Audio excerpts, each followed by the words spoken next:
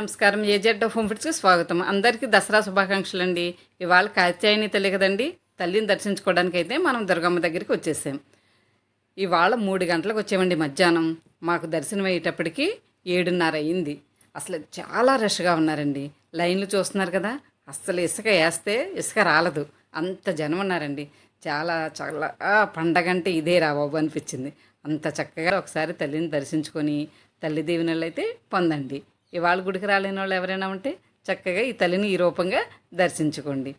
తల్లి తల్లి దీవెనలు మన అందరికీ ఉండాలని మరీ మరీ కోరుకుంటున్నానండి. కాగడా తీసుకెళ్తున్నారు, ఇదిగో పల్లకీలో తీసుకెళ్తున్నారు తల్లిని. వెనక వస్తుందండి ముస్తాబైన మన అమ్మవారు. అదిగో తల్లిని దర్శించుకోండి, చక్కగా మనస్ఫూర్తిగా నమస్కారం అయితే చేసుకోండి. దసరా వచ్చిందండి, సరదా తెచ్చిందండి. చాలా బాగుంది. కొండపైకి వెళ్తే అసలు రాబుద్ది కావట్లేదు తల్లి దగ్గర నుంచి. అంత బాగుంది, తల్లి బాగుంది. తల్లి దగ్గర ఉన్న చుట్టుపక్కల తల్లికి చేసిన డెకరేషన్ కూడా చాలా అందంగా చేశారు. అలాగే లైన్లో ఉన్న వాళ్ళకి ఎవరికి ఎలాంటి ఇబ్బంది లేకుండా చక్కగా మంచినీళ్ళు ఇవ్వడం, అవసరమైన వాళ్ళకి వాష్రూమ్లు చక్కగా ఏర్పాట్లు చేశారు. అన్ని విధాలా చక్కగా ఎలాంటి ఇబ్బంది లేకుండా బాగున్నాయండి. సదుపాయాలు బాగున్నాయి.